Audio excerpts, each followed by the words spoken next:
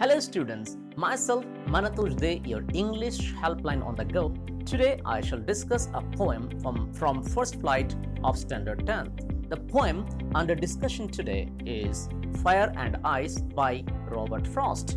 Before I begin, let me give you a short introduction of the poet, which will be followed by theme of the poem and stanza-wise explanation. So let's begin.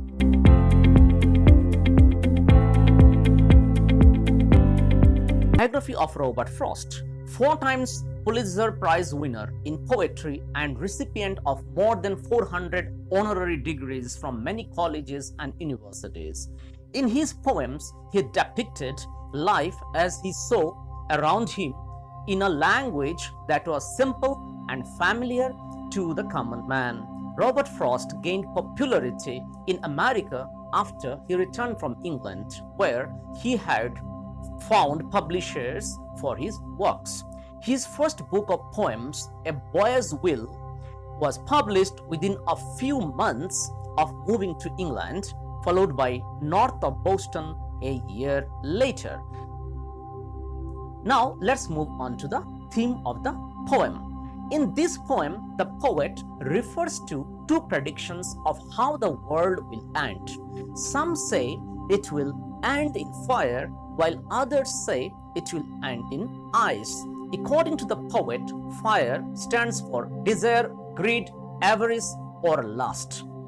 The more you try to satisfy them, the more they grow. They spread rapidly like fire and engulf your whole life. On the other hand, ice, according to the poet, stands for hatred, coldness, and rigidity. One becomes insensitive and indifferent toward the feelings of others. The poet says that both fire and ice are growing with such a rapid speed that the world would soon perish either way, in fire or in ice. Now let's move on to line-wise explanation of the poem. Some say the world will end in fire, some say in ice. From what I've tasted of desire, I hold with those who favor fire. Dear students, I've tasted of desire here refers to the fact that the poet symbolically means desire of or greed that will perish the world. Okay. Second is hold with those. Hold with those here refers to the fact that the poet supports the view of those people who favor fire. Now let me explain you the meaning of these lines.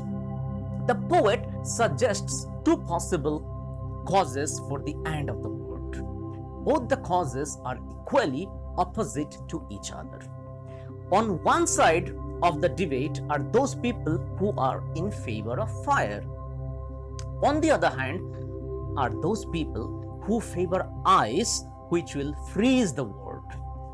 In other words, rise in temperature due to global warming will lead to natural calamities like volcano eruptions, earthquakes, and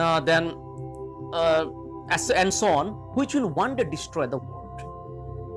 Symbolically speaking, fire in the poem means desire, greed, or lust, which will eventually cause destruction to the world. On the other hand, the melting of ice from the snowy mountains due to global warming will also cause the end of the world. Symbolically speaking, ice stands for hatred, selfishness, or indifference for one another, which is equally capable of destroying this world. Now let's move on to line 5 to 8. But if it had to perish twice, I think I know enough of hate to say that for destruction, ice is also great and would suffice. Dear students, perish here refers to die and suffice means be sufficient. Now let me explain the meanings of these lines. The poet expressed his view that if the world had to end for the second time, ice, which is symbolic of hatred and indifference, among human beings is sufficient to cause destruction to the world. He means to say that not only is the fire, which is symbolic of greed, desire, and lust, can cause destruction of the world, but also the ice, which is hatred and indifference and jealousy, which can equally cause the destruction of the world. Now, dear friends, let me recapitulate. The poet suggests two possible causes to the end of this world. Fire and ice can equally cause destruction of the world. Fire in physical sense means rise in global temperature, which will end the world. Metaphorically, fire means desire, greed, and lust. Ice in physical sense means melting of glaciers and snowy mountains, which can equally destroy the world.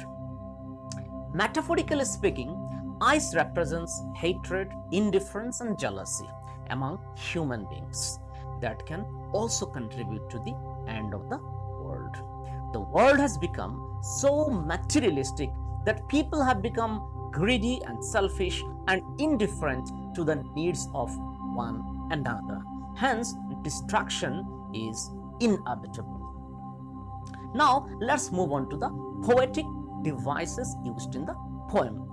First poetic device used is symbolism. Fire symbolizes human desire, whereas ice symbolizes hatred and indifference.